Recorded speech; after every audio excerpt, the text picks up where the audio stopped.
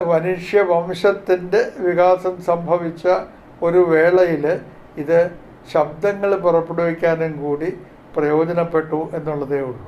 ഈ ശബ്ദങ്ങൾ, ഈ സ്വനങ്ങൾ പുറപ്പെട്ട് കഴിയുമ്പോൾ അത് പലതരത്തിലാകുന്നു. ലോകഭാഷകളിൽ ഓരോ ഭാഷയ്ക്കും അതിൻ്റേതായിട്ടുള്ള സ്വന സഞ്ചയം ഉണ്ട്. മലയാളത്തിലെ സ്വനങ്ങളല്ല, അല്ലെങ്കിൽ മലയാളത്തിലെ എല്ലാ സ്വനങ്ങളും ഉള്ള മറ്റൊരു ഭാഷ കാണാനൊക്കില്ല. അല്ലെങ്കിൽ എല്ലാ ഭാഷകൾക്കും കൂടി വേണമെങ്കിൽ പലതരം സ്വനങ്ങളുണ്ട് എന്ന് നമുക്ക് കാണാൻ സാധിക്കും. അതിൽ മലയാളത്തിൻ്റേതായ ഒരു കൂട്ടം സ്വനങ്ങളുണ്ട്. തമിഴിന് അതേപോലെ ഉണ്ട്, ഹിന്ദിക്ക് അതേപോലെ ഉണ്ട്, ഇംഗ്ലീഷിന് മറ്റൊരു തരത്തിലുള്ള സ്വന സഞ്ചയം ആണ് ഉള്ളത്, പോർട്ടുഗീസിന് മറ്റൊരു തരത്തിലാണ്, കിപ്സിജീസ് എന്നൊരു ഭാഷയുണ്ട് ആഫ്രിക്കയിൽ, അതിന് മറ്റൊരു തരമാണ് എന്ന് നമ്മൾ മനസ്സിലാക്കണം. ഇപ്പം മലയാളം മാത്രം നമ്മൾ നോക്കുകയാണെന്നുണ്ടെങ്കിൽ ഇത്രയേ ഉള്ളൂ. ആ, ഇ, എ, ഓ, ഉ, ഈ സ്വരങ്ങൾ, ഇവയുടെ ദീർഘങ്ങൾ, പിന്നെ എന്ന് പറയുന്ന മറ്റൊരു സ്വരവും, ഇത്രയുമേ ഉള്ളൂ മലയാളത്തിൽ. അതേസമയത്ത് ഇംഗ്ലീഷും കൂടെ നോക്കുകയാണെങ്കിലോ, ഇംഗ്ലീഷിൽ ആ എന്ന ഒരു സ്വനമുണ്ട്. ബാങ്ക് എന്ന് പറയുന്നിടത്തെ ആ എന്ന് പറയുന്നത് അതാണ്. ഹാറ്റ് എന്ന് പറയുമ്പോൾ ആ ഉണ്ട്. Rat, mat, the rat sat on a mat എന്ന് ഇംഗ്ലീഷിൽ പറഞ്ഞു കഴിഞ്ഞാൽ ആ എന്ന് പറയുന്നത് മലയാളത്തിലില്ല. ആ എന്ന് പറയുന്ന സ്വരമില്ല. അതുകൊണ്ടാണ് മലയാളി അത് എങ്ങനെ എഴുതണം എന്ന് മലയാളിക്ക് അറിഞ്ഞുകൂടാത്തത്. മലയാളി ചിലരൊക്കെ ബാങ്ക് എന്നുള്ളത് ഇപ്പോൾ തിരുവനന്തപുരത്താണെന്നുണ്ടെങ്കിൽ ആ എന്ന് എഴുതും, ബ കഴിഞ്ഞിട്ട് ആ എന്ന് എഴുതും. കോഴിക്കോടാണെങ്കിലോ ബേങ്ക്, നെടുങ്ങാടി ബേങ്ക് എന്നാണ് എഴുതുക. ഇവിടെ തിരുവനന്തപുരത്ത് പാക്കറ്റ് എന്ന് തന്നെ പല ആളുകളും പറയും. പക്ഷേ അവരൊക്കെ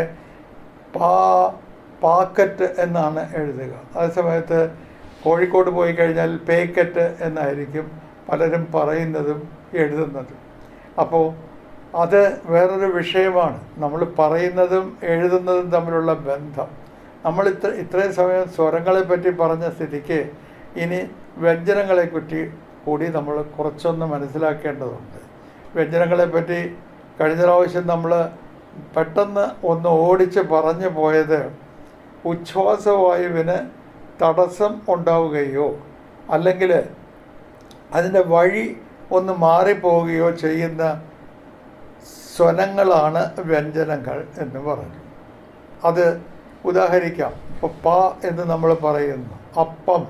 അപ്പം എന്ന് പറയുമ്പോൾ ആ കഴിഞ്ഞ് അപ്പം അപ്പം എന്ന് പറയണമെങ്കിൽ താഴത്തെ ചുണ്ട് ഉയർന്ന് മുകളിലത്തെ ചുണ്ടിൽ ചെന്ന് തൊടണം. അപ്പം എന്ന് പറഞ്ഞാലേ പറ്റുള്ളൂ, ഇല്ലേ? അല്ലാതെ താഴത്തെ ചുണ്ട് ഞാൻ ബലമായിട്ട് താഴ്ത്തി വെച്ച് പിടിച്ചു കഴിഞ്ഞാൽ അപ്പം എന്ന് പറയാൻ പറ്റുമോ? ഇല്ല. അപ്പം എന്ന് പറയണമെന്നുണ്ടെങ്കിൽ താഴത്തെ ചുണ്ട് മുകളിലത്തെ ചുണ്ട് ചെന്ന് തൊടുക തന്നെ വേണം.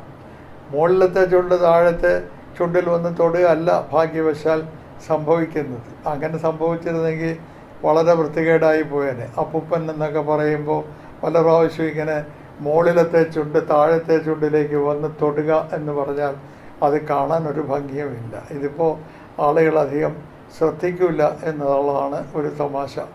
അത് പ എന്ന് പറയുന്നത് അതുകൊണ്ടാണ്. അപ്പോൾ പായുടെ കാര്യത്തിൽ താഴത്തെ ചുണ്ട് മുകളിലത്തെ ചുണ്ടിൽ വന്ന് തൊട്ടാൽ മാത്രം പോരാ, ഉച്ഛ്വാസവായു അവിടെ തടയും, പൂർണ്ണമായിട്ട് തടഞ്ഞാലേ പറ്റുള്ളൂ. ഈ പകാരം ഉച്ചരിക്കുന്ന സമയത്ത് താഴത്തെ ചുണ്ട് മുകളിലത്തെ ചുണ്ടിലേക്ക് അടുക്കുക എന്ന് പറയുന്ന ഒരു പ്രക്രിയ ഉണ്ട്. ഈ അടുത്ത് കഴിഞ്ഞിട്ട് അത് ചെന്ന് തൊട്ടിരിക്കുന്ന ഒരു സമയമുണ്ട്. എത്ര സമയം തൊടുന്നു എന്നുള്ളത് നമ്മൾ നോക്കുക. ആപത്ത് എന്ന് പറയുമ്പോൾ പ എന്ന് പറയുന്നത് വളരെ പെട്ടെന്ന് ആ തൊട്ട് ഇരിക്കുന്ന കാലഘട്ടം പെട്ടെന്ന് തീരും. ആ സമയത്ത് അപ്പം എന്ന് പറയുമ്പോൾ കൂടുതൽ സമയമെടുക്കും. അപ്പോൾ ഇത് നമ്മൾ മനസ്സിലാക്കണം. പിന്നെ വിടരുന്നു. ആ വിടരുന്നത് താഴത്തെ ചുണ്ട് മുകളിലത്തെ ചുണ്ടിൽ നിന്ന് വിടർന്ന് താഴത്തേക്ക് വരികയാണ് ചെയ്യുന്നത്. എന്നാൽ മാത്രമേ പ എന്ന് നമുക്ക് കേൾക്കാൻ സാധിക്കുകയുള്ളൂ. ഈ നാട്ടിൻപുറത്തെ ഒരമ്മമ്മ കൊച്ചുമോൻ്റെ അടുക്ക പറഞ്ഞു, എടാ അപ്പത്തിൽ പൂട്ടുണ്ട് അടയിൽ പൂട്ടില്ല എന്ന്. അവനാദ്യം മനസ്സിലായില്ല, കുട്ടിക്ക് കാര്യം മനസ്സിലായില്ല. അപ്പോൾ അമ്മമ്മ അത് വിശദീകരിച്ചു. അപ്പെന്ന് പറയുമ്പോൾ വായു പൂട്ടണം, അട എന്ന് പറയുമ്പോൾ വായു പൂട്ടില്ല അല്ലെങ്കിൽ അടയ്ക്കില്ല എന്ന്. ഇത് ആണ് നാടോടി സ്വനവിജ്ഞാനത്തിൻ്റെ ഒരു ഉദാഹരണം. ഈ അമ്മമ്മയ്ക്ക് ഫോണറ്റിക്സ് പഠിക്കാനുള്ള സൗകര്യമൊന്നും കിട്ടിയില്ല. പക്ഷേ അമ്മമ്മയ്ക്ക് ഫോണറ്റിക്സിലെ ഈ പകാര ഉച്ചാരണത്തിൻ്റെ തത്വം കൃത്യമായിട്ട് മനസ്സിലായി എന്ന് നമുക്ക് ഇപ്പോൾ ഗ്രഹിക്കാൻ സാധിക്കുന്നു. ഇങ്ങനെ ഒരുപാട് തമാശകൾ ഉണ്ട്. നമ്മൾ ജീവിതത്തിൽ ചെയ്യുന്ന പലതിനും കൃത്യമായ ശാസ്ത്രീയ അടിസ്ഥാനം കാണും. ഈ ശാസ്ത്രീയ അടിസ്ഥാനം നമ്മൾ മനസ്സിലാക്കുന്നില്ല എന്ന് മാത്രം. ഇങ്ങനെ ഇപ്പോൾ പകാരത്തിനെ പറ്റിയാണ് ഇത്രയും സമയം നമ്മൾ പറഞ്ഞുകൊണ്ടിരുന്നത്.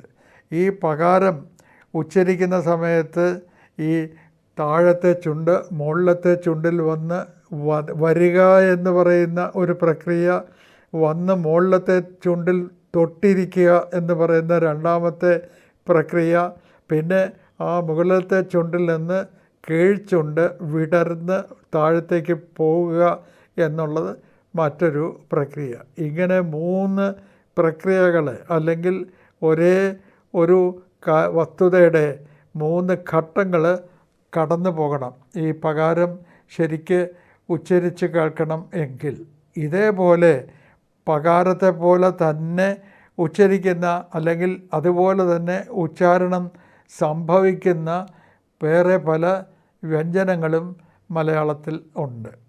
ഒരു ഉദാഹരണം പറയുകയാണെന്നുണ്ടെങ്കിൽ നമ്മൾ താ ഉച്ചരിക്കുമ്പോൾ, ടാ ഉച്ചരിക്കുമ്പോൾ ഒക്കെ നമുക്ക് ഇതേപോലെ താഴെയുള്ള വായുടെ താഴെയുള്ള ഏതെങ്കിലും ഒരു ഭാഗം, ഇപ്പോൾ നാവിൻ്റെ തന്നെ ഒരു ഭാഗം മുകളിൽ ചെന്ന് തൊട്ട് കുറച്ച് നേരം നിൽക്കുകയും അവിടെ നിന്ന് വിട്ടുമാറുകയും ചെയ്യേണ്ടതായിട്ട് വരും. അത്തരം കാര്യങ്ങളൊക്കെ നമുക്ക് ഇനി വേറൊരവസരത്തിൽ ചർച്ച ചെയ്യാം.